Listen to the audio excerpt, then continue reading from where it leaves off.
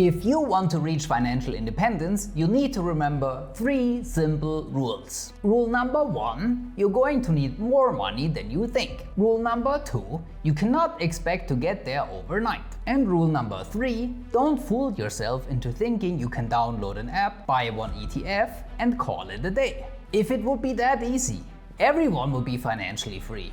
There's much more to this journey than the oversimplified advice you see online, and it all starts with the first step that most people overlook.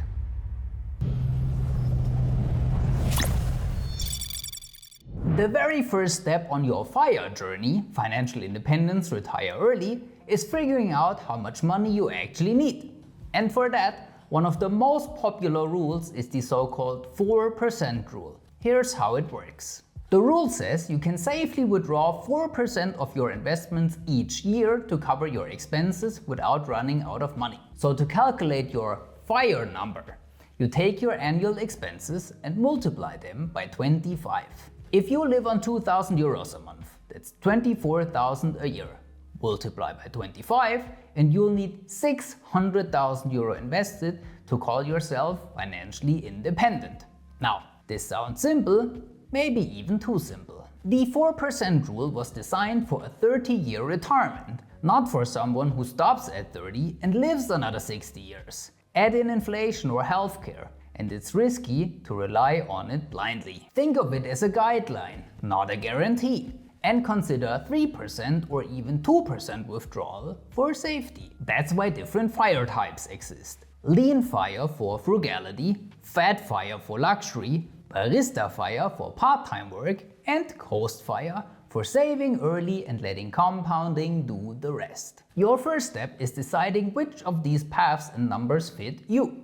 Because financial independence isn't one size fits all. Now comes the tough part, because you need to know exactly where you're starting from. Think of it like drawing a map. If you don't know your current location, you can't plan the route to your destination. Start by writing down your income and expenses. Every euro coming in, every euro going out. You can use an Excel sheet, a budgeting app, or just a notebook. What matters is accuracy. This gives you the first honest look at how much you really save each month. Next, list your assets and liabilities. Assets include bank accounts, investments, properties, anything with positive value. Liabilities are debt, mortgages, car loans, credit cards. Any debt above 6 to 8% interest is FIRE's biggest enemy. Paying it off fast beats almost any investment. And don't forget your emergency fund. Keep 3 to 6 months of expenses in a separate savings account so you don't need to sell investments in a crisis. If you want the accounts with the best interest rate in Europe, check out our calculator linked in the description. Once you've done this, you'll see your real starting line. For many people it's a shocking moment, because that dream number from step 1 suddenly feels light years away. And that's exactly the point. This awareness is what makes the next step so powerful. And if you don't want to figure this out all alone, we offer free one-on-one sessions just for you. We'll take a look at your personal situation and help you build a roadmap toward financial independence. Here's the uncomfortable truth. The fastest way to move closer to financial freedom is to spend less than you do today. So the real question is, how much are you truly willing to sacrifice for FIRE? This is where frugalism comes in. A lifestyle of cutting unnecessary costs, focusing on what really matters, and channeling the difference into savings and investments. Some people in the FIRE community save 30, 50, even 70% of their income. That's extreme, of course, and way above the German average. But the principle is simple. The less you need to live, the less you need to be free. So you win twice. Save more today and your FIRE number from step 1 shrinks. Now, frugalism doesn't mean being miserable, or it shouldn't at least. It means being intentional with your spending. Do you really need 3 streaming services? What about that phone contract you had for years? And would cooking at home instead of ordering in really hurt your happiness? These small changes compound just like investments do. The point is not to copy anyone else's lifestyle, but to define what you value the most and cut the rest. Of course, saving is only half the equation, because no one ever reached financial freedom just by shrinking their lifestyle. And that's where step 4 comes in. Saving money is powerful, but you can only cut so much. To really accelerate your journey to financial freedom, you also need to earn more. Think about it. If you earn 3,000 euros a month and save 500, your savings rate is 17%. Pretty good.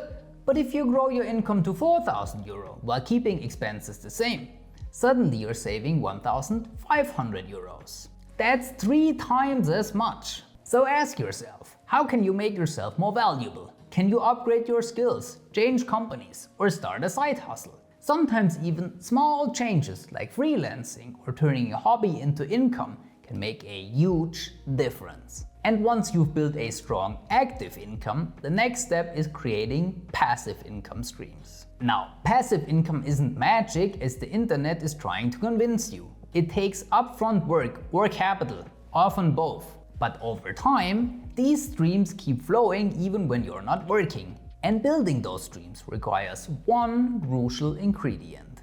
And that's where step 5 comes in. By now, you've defined your FIRE number, checked your finances, cut expenses, and grown your income. So the final step is making your money work for you through smart investing. The golden rule here is diversification. Don't just put all eggs in one basket. Don't just buy 3 ETFs that all track the same US tech companies. Real diversification spreads your money across asset classes, regions, and even income streams. Stocks, bonds, pensions, real estate, maybe even your own business.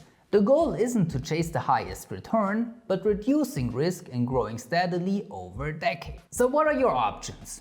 ETFs. Simple, low cost, and globally diversified. A great building block, but not the only one.